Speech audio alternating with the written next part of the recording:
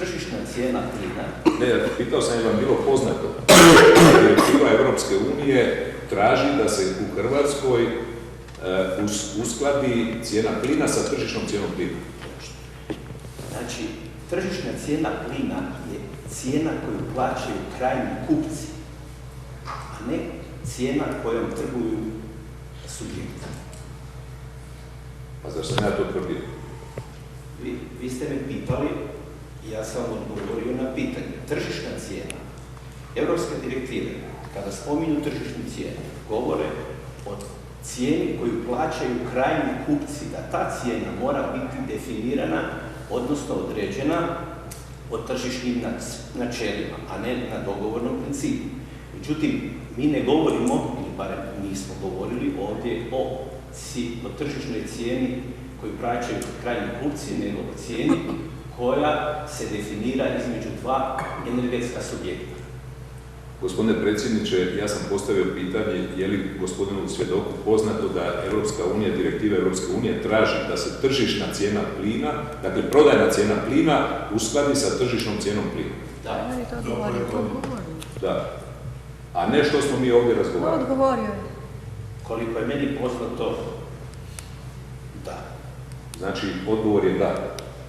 Poznato vam je da je Europska unija tražila kroz svoju direktivu da se uskladi cijena, prodajna cijena plina sa tržišnom cijenom plina. Dobro, sad se spomenuo. Dobro. Dobro. Je li vam poznato da je prodajna cijena plina i socijalna kategorija u politici, bila u politici i svih vlada, pa i moje vlade? Pitanje ruku, a dobro. Nisam razumio pitanje. Dakle, da li u toj cijeni bila i socijalna komponenta? Kako u vladi ovog državnog gdje se nadaje tako prethodnim vladama?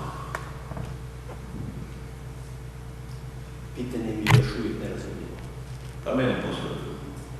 Dakle, da li je cijena bila manja od tržišne, zbog toga da ju ili od neke realne, zbog toga da... Koja cijena? Prodaje.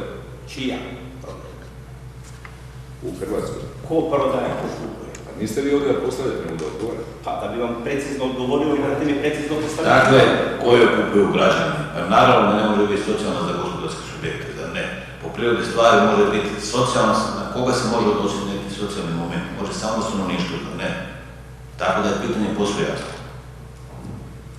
Dakle, da li su krajnji kupci građani, da li u cijeni plina, sad ja prevodim pitanje, u cijeni plina koju su plaćali domaćinstva, da li je u tome bila i socijalna komponenta?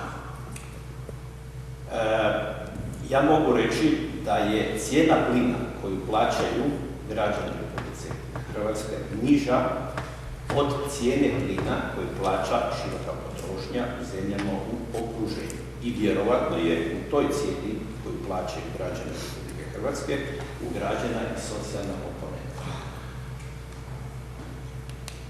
Znači, odgovor je da. Znači, Sad nemojte limitirati, molim vas. to mi je kao uvod u pitanje, gospodine predsjedniče. Dobro, izvolite. Drugim riječima, cijena koju smo trebali sukladno direktivi Europske unije uskladiti sa prodajnom cijenom u tom trenutku je bila manja, što je bila socijalna kategorija. Drugim riječima, je li bilo koji gospodarski subjekt po vašem saznanju bio spreman snositi tu socijalnu komponentu razlike u cijeni ili je to trebala nositi država? Ajde. Kao prvo, Zakonom o tržištu plina je bilo definirano da će da vlada definira cijenu plina za široku potrošnju do 2014. godine kada će se otvoriti tržište. Znači, to je jedna kategorija. Drugo, otvarate i možemo nastaviti ovu raspravu. To nije rasprava, ovo je ispitivanje. Ali ide u raspravu, prostite. Ja neću upustiti u raspravu. Dakle, to je samo kvalitetno pitanje. Nećemo raspravati. Mogu li ja vratiti pitanje ako ga svjedok nije? Ja ću ću ga sažeti. Pa cijelo je odgovorio na pitanje. Znate kako je odgovorio? Rekao da tu cijelu konačnog korisnika određuje vlada. U redu. I znači da vlada iznosi, a ne subjekt. Znači, FINA nije mogla. Drugim riječima, postavljam pitanje svjedoku, kako to da ste mom odvjetniku, gospodinu Čedi Prodanoviću, na njegovo pitanje, ako direktiva Europske unije traži tržišnu cijenu plina u Hrvatskoj za prodajnu cijenu plina, koja se mora uskladiti sa tržišnom, rekli da bi cijena mogla biti i manja, a ne veća od trenutačno. Ja sam samo rekao da se cijena plina određuje po tržišnim načelima, a kakva će biti u to vrijeme ponuda i potražnja, ja to ne mogu predvidjeti. Ja sam rekao, kada se govori o tržišnom formiranju cijena, onda se govori o konkurenciji, što ne znači nužno da će cijena niti se povećati, niti smanjiti, nego zakon i tržište će odrediti da li će ona biti veća ili manja. Ja ne znam da li je to dovoljno. To je pitanje govoreno, došlo pravo ste, izvodite sljedeće pitanje. Rekao da može biti manja i veća, da to zavisi od tržišnih uvjeta. Dobro, to je suprotno logici, ne može biti manja ako moramo uskladiti da bude veća. Ako se pojavi neki izvor u Hrvatskoj da bude plina nabacen, da netko u vrtlu otkrije izvor plina i bude ga strašno puno, nikoga ne treba. To je može. Može. Dobro. Idemo na sljedeći vi ste rekli da je bila kriza, rusko-ukrajinska kriza oko isporuke plina. Možete nam objasniti što je to značilo za... Ja nisam čuo uopće da je rekao. Tako je bila da se... Rusko-ukrajinska kriza. Plinska kriza je bila... Plinska kriza, dobro. Odnosilo se na rusko-ukrajinski sukob. Dobro. Budući da ste bili uključeni u pregovore oko plinskog poslovanja još u ljeto 2008. kao što ste ovdje rekli, možete nam objasniti kakva je ta kriza imala učinak na hrvatsku isporuku i opskrbu plinom? Kriza je imala učinak da je glavni opskrbljivač plinom INA d.d. bila uskraćena za količine plina koje je dobivala po dugoročnom ugovoru od Rusije, a da istovremeno INA nije osigurala dodatne količine plina iz drugih izvora i uzrokovala je veliku štetu hrvatskom gospodarstvu. To znači da je drugim riječima bila... Da, pitanje postaviš. Što znači? Nisam vama upadao u vaše pitanje. Drugim riječima, stanje plina je bilo vrlo kritično, opskrba plina je bila vrlo kritična, INA nije odgovorila tom zadatku. Čija je po vašem saznanju bila zadaća da tu krizu riješi? Za energetsku sigurnost odgovorna je vlada, barem ja mi tako mislim da je tako. Tako je. Vaš djelokrug posla Plinacra i vas kao predsjednika uprave bio izgradnja plinovodne mreže u Hrvatskoj. Točno. Je li za to izgradnju plinovodne mreže trebala i veća količina plina nego u tom trenutku koja je bila, dakle, stanje plinovodne mreže? Da li izgradnjom plinovodne mreže treba i veća količina plina za Hrvatsku? To nije uzročno posljedično, međutim logično je da ukoliko se gradi nova infrastruktura i naravno očekuju se novi potrošači, naravno da i novi potrošači očekuju nove količine plina. Prema tome, da. Kad ste govorili o prirodnom plinu DO koji bi trebala vlada otkupiti za 1 kunu od INA, bili po vašem saznanju taj plin, prirodni plin DO nabavljao plin samo u tom izvoru, znači ruski plin od Gazproma, ili je on bio neovisan da nabavlja bilo gdje u svijetu plin? Po logici stvari i direktivama organizacije tržišta plina, opskrbljivač plinom, a to je upravo tvrtka Prirodni plin, može i treba osigurati dostatne količine plina iz svih mogućih izvora kako bi zadovoljila sve postojeće i buduće ugovore koje sklopi.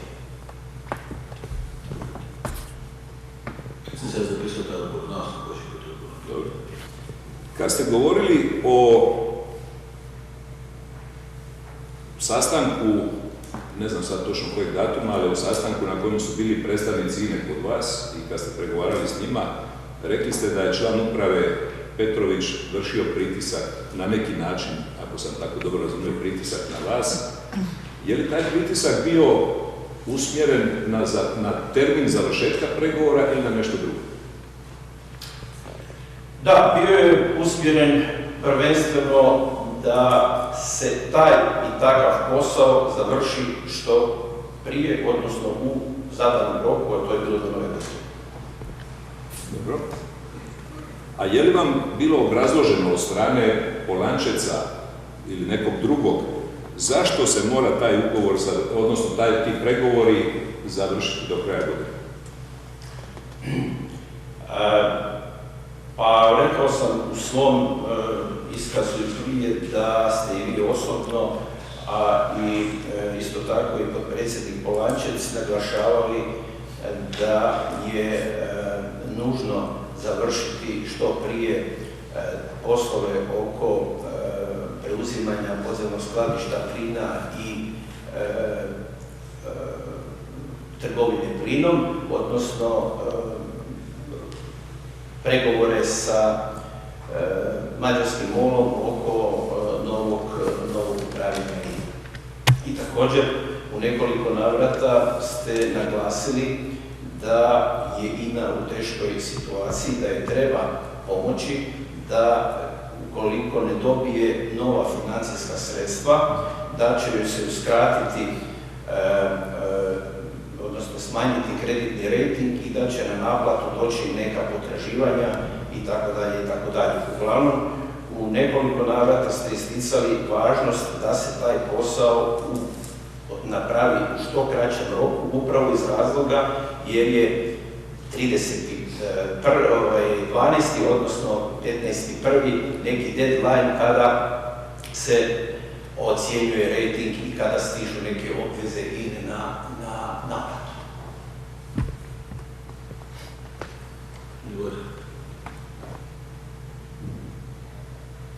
Jesam li na tim sastancima i uopće kad sam govorio o tome naglašavao kako Hrvatska mora osigurati energetsku neovisnost?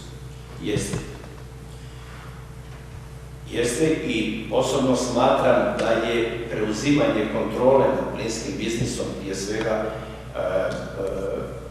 nad podzemnim skladištom plina, aktivnost u smjeru povećanja energetske neovisnosti Republike Hrvatske. Gospodine Došli, to nije potrebno. Otvorite pitanje, koristi, jeste sasvim dovoljno za ovo. Dobro, onda ću ja postaviti pitanje, gospodine predsjedniče. Je li preuzimanje podzemnog skladišta plina Okoli bilo u smjeru energetske neovisnosti Hrvatske? Je. Dobro. Sad idemo na nekoliko pitanja, budući da ste rekli da sam i ja vršio pritisak da se završi do kraja godine pregovori i da ste rekli da sam čak i prijetio smjenom ukoliko ne završite. Sjećate li se da sam vam tražio da skratite vrijeme izgradnje plinovoda Pula-Karlovac za bitno jedan veliki protek vremena nego što je bio. To je važno jer to spada u posao, gospodine predsjedniče, koje je gospodin Radošević ima, apsolutno. Mislim, ovdje ja želim reći da je bio moj način rada. Znači, ako sam kao premijer razgovarao s gospodinom Radoševićem, želim ga pitati, sjeća li se da sam vršio također Odgovorio da se ne sjeća. Ne, ali navod ovo je novo pitanje, nije. Odgovorio da se ne sjeća bilo kojeg drugog pritiska i bilo kojeg drugog telefonskog razgovora. Ali podsjetiš, možda se sjeti. Ajde, bilo... Kad je bio oko Pule Karlovca? Znači, ja sam i u iskazu prethodno rekao da je bilo niz sjednica povjerenstva na kojem je premijer bio predsjedavajući. Na sjednicama povjerenstva, znači ne telefonskim razgovorima, niti posebnim pozivima, nego na sjednici povjerenstva je donesen zaključak kojim se nalaže Plinacro skraćenje roka. za koju dionicu izgradnje? Za projekat plinovoda Pula-Karlovac. Sjećate li se također da sam insistirao i tražio pa i vršio pritisak da se smanji vrijeme izvođenja radova za plinovod prema Splitu? Točno. Na isti način. Dobro. Recite mi, kad ste dobili ove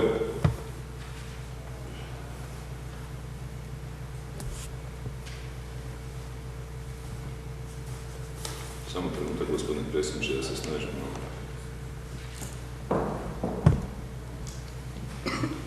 Ajde, dok sve snažite, mi ćemo diskutirati ovo. Meni je poznato da direktive Europske unije određuju način i organizaciju tržišta plina. Tržišna cijena i organizaciju tržišta plina. Tržišna cijena plina određuje se na temelju zakona ponude i potražnje. To je cijena koju u konačnici plaćaju kupci. Prodajna i tržišna cijena se moraju uskladiti. Vjerojatno je u cijeni koju plaćaju krajnji korisnici ugrađena i socijalna komponenta, jer je cijena plina u Hrvatskoj bila niža od cijene plina u okruženju. Da je tome tako, potvrđuje činjenica što sam već odgovorio, da je vlada ta koja određuje cijenu plina. Takozvana plinska kriza je imala utjecaj na poslovanje INE. INA je naime dobivala manje plina nego što je trebala dugoročnim ugovorom.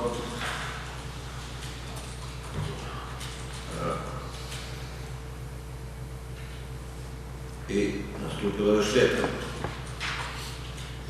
Točno je da se vlada brine o energetskoj sigurnosti u svezi izgradnje plinske infrastrukture.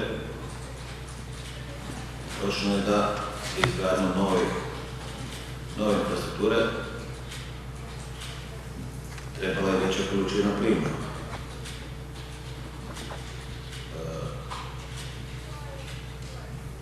Osnivanjem tvrtke Prirodni plin, ta je tvrtka mogla nabavljati plin na bilo kojim drugim tržištima, a ne samo rusko-ukrajinsko.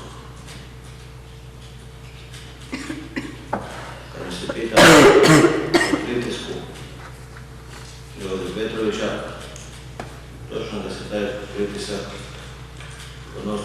odnosio prvenstveno na vrijeme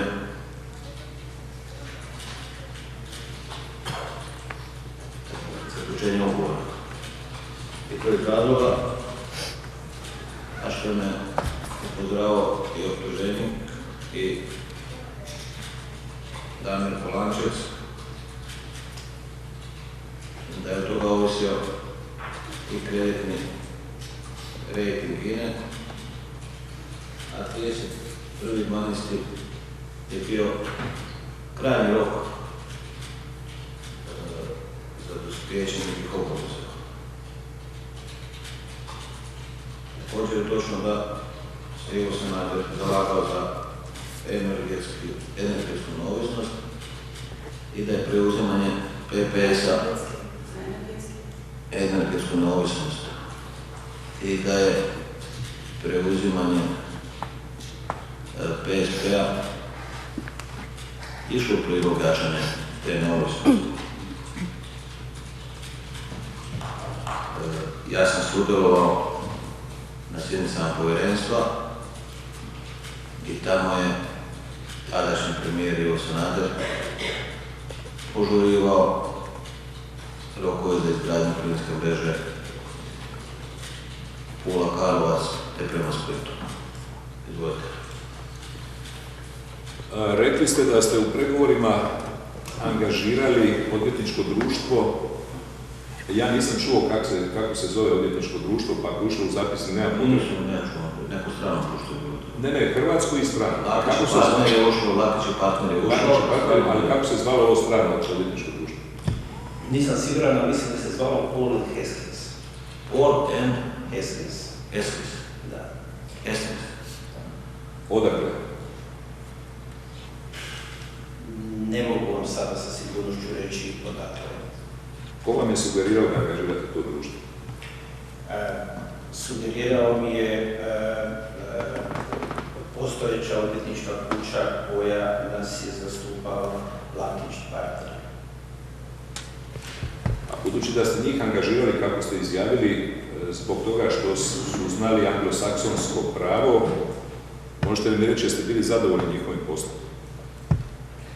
Odgovorio sam tim da sam bio zadovoljan sa konačnim tekstom ugovora. Drugim riječima, postigli ste ugovor koji ste i htjeli postići. Točno. Odgovoreno.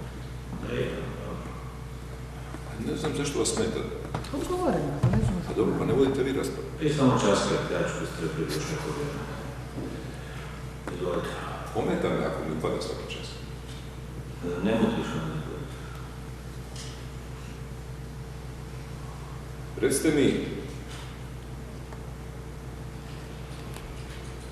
je li vam poznato, govorili ste da su, nadovedajući na onaj vaš iskaz kad ste rekli danas ovdje, da je preuzimanje plinskog biznisa iz INA-e, da se o tome razgovaralo i prije pregovora s MOL-om. I to je točno. Da li znate, je li se... Ispričavam se, gospodine predsjedniče, nisam smio reći ovu konstataciju. Odgovorili sami na svoje pitanje. Ne, to je uvod. To je uvod. Ispričavam se malo. Nisam vičan baš tome tako. A više ste. Izvolite nastaviti. Jeste li čuli da je i vlada premijera Račana, dakle prethodna vlada koja je prethodila mojoj vladi, namjeravala u smislu energetske učinkovitosti izdvojiti plinski biznis iz INA-e? Pa nisam čuo, iako bi to bilo logično, da je to učinila prije privatizacije INA-e. Dobro.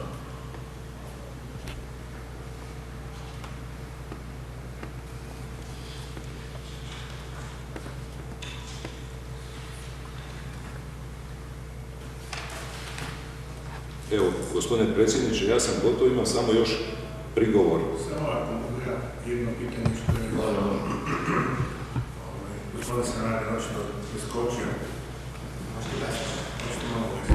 Molim vas, prilikom ovih razgovora da morate skratiti rokove i to drastično za plinifikaciju za ove određene rute. Da li vam je tom prilikom gospodin Sanader prijetio, kao što ste rekli, upotrebi izraz prijetio da će vas smijeniti ukoliko to niste u stanju napraviti? U poredu Pula Karlovac. Pula Karlovac, odnosno Zagreb. Da. Je li vam mene prijeđeće sve? Ne. Dobro. To je to. Imate primjedbe na istinitost iskaza. Tako je. Govorite. Imam, gospodine predsjedniče, i članice. Šta? Dodatno ispitivanje možda prije primjedbe. To sve je nadice da odlažu počne kritike. To što treba se dodatno. Gospodine predsjedniče i članice sudskog vijeća, imam prigovor na dva dijela iskaza gospodina Radoševića. Prvo, na njegovu izjavu da sam ukazao olabavi malo, Mađari su nam važni. Premijer nema što govoriti predsjednik uprave olabavi malo, jer to bi značilo da je on tamo gazda, a ne vlada. Znači, to nije točno i nisam mu mogao to reći. A drugo, nije točno da mu nisam prijetio da ću ga smijeniti ukoliko ne skrati izgradnju tvornice. Ne, nije točno da nisam prijetio, on je odgovorio mom odvjetniku da mu nisam prijetio. Ali kažete jeste prijetio. Ja sam mu rekao ukoliko nije sposoban skratiti izgradnju plinovoda Pula-Karlovac i Zagreb-Split, da će ga vlada, da će predložiti vladi da ga smijeni. Shvatio sam. A nemate potrebe. Vi sad tu ne obrazlažete svoj lik i djelo, vi samo odgovarate na pitanje. Tako da doista nema potrebe da sad se... Sami smo rekli da nećemo raspravljati, znate da smo rekli to prije 10 minuta. Mislim da se tvrtka koja pozna, odvjetnička tvrtka, odvjetničko društvo koja pozna anglosaksonsko pravo, zvala Paulen Hastings, i da su ih predložili odvjetnice Lakač i partner. Činjenica da je potpisan ugovor koji sam htio, govori da sam bio zadovoljan njima.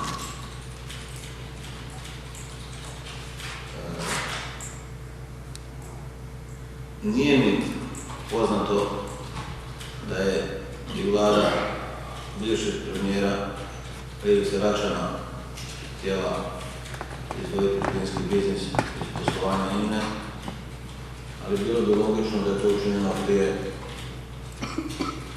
prodaje INA-e.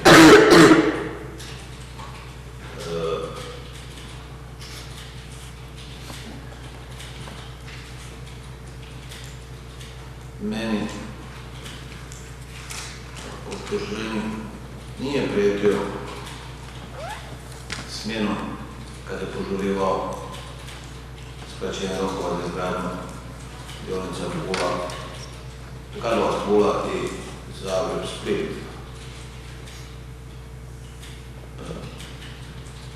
Zaključno optuženje stavlja primjedbu na istinitost iskaza svjedoka u dijelu koju govori da mu rekao neka olabavi, da su Mađari važni i da mu nije prijetio smjenom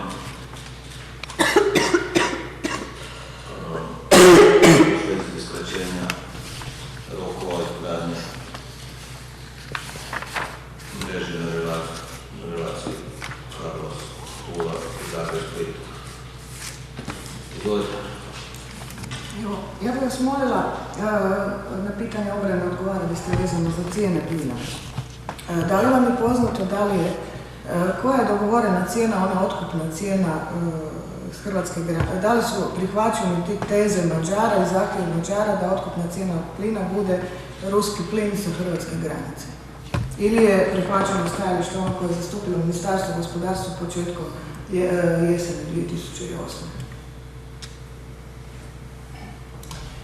Ja sam odgovorio da nisam sudjelovao naknadno u ovom dijelu pregovora oko sklapanja uvjeta u, kako se to zove, master gas agreementu, ali koliko je meni sada poznato, znači iz sada dostupnih podataka, prihvaćene su postavke koje su postavili tada INA, odnosno Mađari. A ne ono što je zastupao poručenom uvjetima. O ruskoj formuli to govorite? Da ste li pitali? Zapravo je prihvaćen model koji je inicijalno postavio i predlagao MOL, koliko je meni sada poznato. To ste pitali. Pitali se da li je po ruskoj formuli? Cijena sa ruske granice plina. Pardon, cijena ruskog plina sa hrvatske granice. To je rekao da je to ruska formula, to je tako nazvao. Koji su zastupali Mađari. Da, to je ono što Kenan je rekao. Tako, to se rekao nazvao ruska formula. Tako. Ja mislim da je konačnici prihvaćena cijena plina kako su to predlagali u mađarski predstavnici uprave INA-e. Tako, to su bili mađarski predstavnici uprave INA-e. Ali je to na sastancima, ste rekli, u Ministarstvu gospodarstva s početka jeseni sam Herman je zastupao. Kao predsjednik uprave MOL-a. Da. A onda, kako je to, dobro, upišite to, kako je to predlagao Hernadi Žolta kao predsjednik uprave MOL-a. Nema više, hvala. Imate? Prigovor samo, dio iskaza. Prigovaramo dijelu iskaza danas u odnosu na iskaz pred USKOK-om, a i na stvarne činjenice, gdje svjedok neistinito govori da je osim prigovora na izvor sredstava oko zaključenja ugovora, razlog bio i njegov stav da je taj posao štetan za Plinacro. S obzirom da to nije bilo točno, jer on takav prigovor nije nikome stavljao, osim prigovora da nema sredstva, da se sredstva osiguraju. Branitelj okrivljenika prigovara istinitost iskaza svjedoka, da je pored prigovora nedostatka sredstava za kupnju PSP-a stavio i prigovor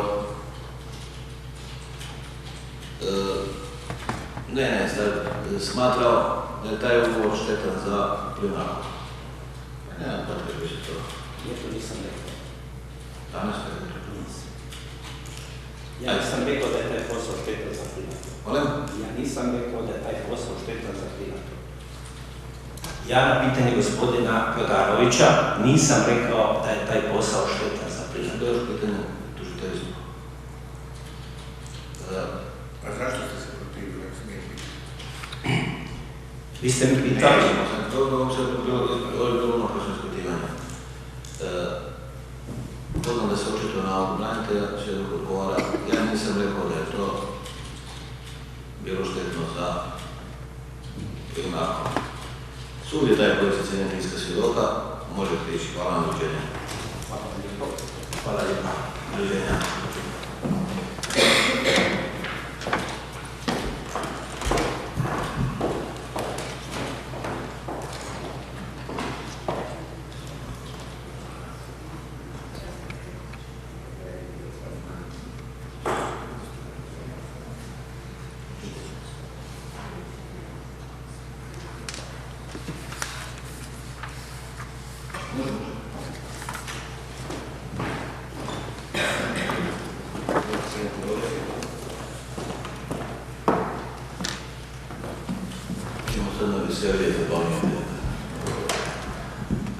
Vi ste Mario Čerkak, majka Vilma, Bosek Zagreb,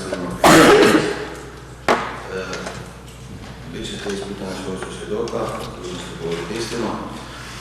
Ništa ne smijete prešutiti, davanje lažnog iskaza je kazneno djelo. Možete uskratiti odgovor na pojedino pitanje, ako njima sebi, ili svog bliskog srodnika, izložili kaznenom progonom, teško sramotu ili materijalnom šteti. Jeste li umili upozorenja? Izvolite. Gospodine Čerme, predsjednik, molim vas, koja je vaša veza sa restoranom Vučevin? Vlasnik. Možete nam reći od kada ste vlasnik, na kojoj adresi je taj lokal? Znate bi rekao da sa godinama nisam baš... Samo mikrofon kad govorite. Hvala. Naprijed.